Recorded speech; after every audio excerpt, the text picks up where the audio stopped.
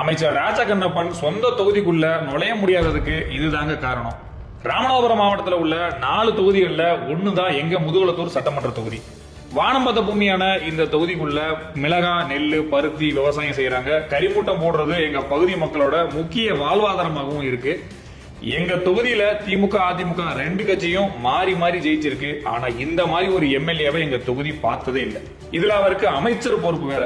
2021 தேர்தலில் திமுக சார்பில் போட்டியிட்டு வெற்றி பெற்றவர் ராஜா கண்ணப்பன். அவர் பழம்பெரும் அரசியல்வாதி மட்டும் இல்ல, பழம்பெரும் ஊழல்வாதி அப்படின்னு எல்லாருக்குமே தெரியும். அரசு அலுவலர்கள் சரியா மிரட்டப்படுகிறார்கள். இங்கே முத்திர ஐயப்பன் கோயில் சம்பந்தமாக நீதிமன்ற உத்தரவு வாங்கி வச்சிருக்கோம்.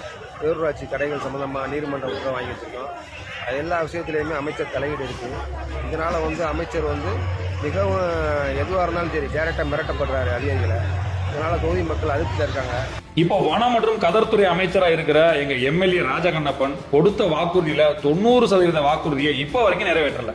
காவிரி குண்டாறு திட்டத்துல மலட்டாரை இணைக்கிறது, மலட்டாறுல தடுப்பணை கட்டுறது, பார்த்திபனூர்ல இருந்து முதுகுளத்தூர் பகுதிக்கு பரளையாறு இணைப்பின் மூலமா குடிநீர் பிரச்சனையை தீர்க்கிறது, ஆடு வளர்ப்போரின் நலன்களை பாதுகாக்க நலவாரியம் அமைப்போம் அப்படின்னு சொன்னது, ராமநாதபுரம் தூத்துக்குடி நெடுஞ்சாலைய 4 வழி சாலையா மாற்றுவேன்னு சொன்னது, முதுகுளத்தூர், கமுதி, சாயல்குடி பேரூராட்சிகள்ல பாதாள சாக்கடை திட்டம், கடலாடி ஒன்றியத்திலிருந்து சிக்கல், சாயல்குடி பகுதிகளை தனி ஒன்றியமா மாத்துறது, இப்படி வாக்குறுதியா அள்ளி வீசினார். இப்படி கஞ்சா கருப்பு மாதிரி டப்பால ஆத்து தண்ணியை கொண்டு வந்து இணைச்சாலும் பரவாயில்ல, தொகுதி பக்கம் வாங்கன்னு சொன்னா மக்கள்லாம் கடுப்புல இருக்காங்க. தொகுதி பக்கம் வந்துடாதீங்கன்னு கட்சிக்காரனுங்க சொன்னதை நம்பி போன் பண்ணா கூட எடுக்க மாட்டாரு.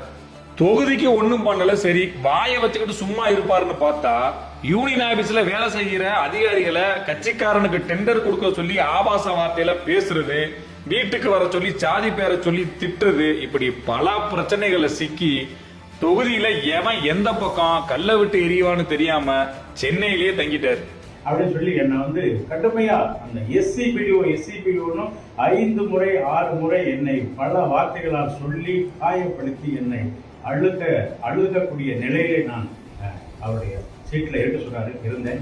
சரி, கட்சிக்காரனை கூட்டிட்டு தொகுதிக்குள்ள வரலாம்னு பார்த்தாரு. அங்கேயும் திமுக மாவட்ட செயலாளரே முட்டுக்கட்டையா இருக்காரு.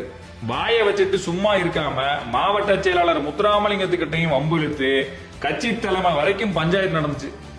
அந்த ஆளு எப்படியோ போகட்டும், ஆட்சியே முடிய போகுது. இப்போ எங்க தொகுதிக்கு கொடுத்த வாக்குறுதிய நிறைவேற்றாத இந்த மானங்கட்ட ராஜகண்ணப்பனை திட்டுறதா, இல்ல 2026 தேர்தல்ல இதே வாக்குறுதியை சொல்லி எங்க கிட்ட ஓட்டு கேட்க வரலாம்னு இருக்கிற திமுக வேட்பாளரை கல்ல விட்டு எரியறதான்னு தெரியல. ஆனா ஒண்ணு மட்டும் உறுதி, முதுகுளத்தூர் தொகுதியில திமுக சார்பா வேட்பாளரா நிக்க சொன்னா கூட திமுக இருந்து ஒருத்த நிக்க மாட்டான். ஏன்னா ராஜகண்ணப்பன் பண்ணி வச்சிருக்கிறது அந்த மாதிரி. இருக்கிற கடுப்புல கோவத்தை யாருக்கிட்ட காட்டுறதுன்னு தெரியாம மக்கள்லாம் கொந்தளிச்சு போயிருக்காங்க. அப்படியே வெளியூர்காரனை கொண்டு வந்து நிக்க வச்சாலும் அதுக்கு திமுக தலைமை தான் பொறுப்பு.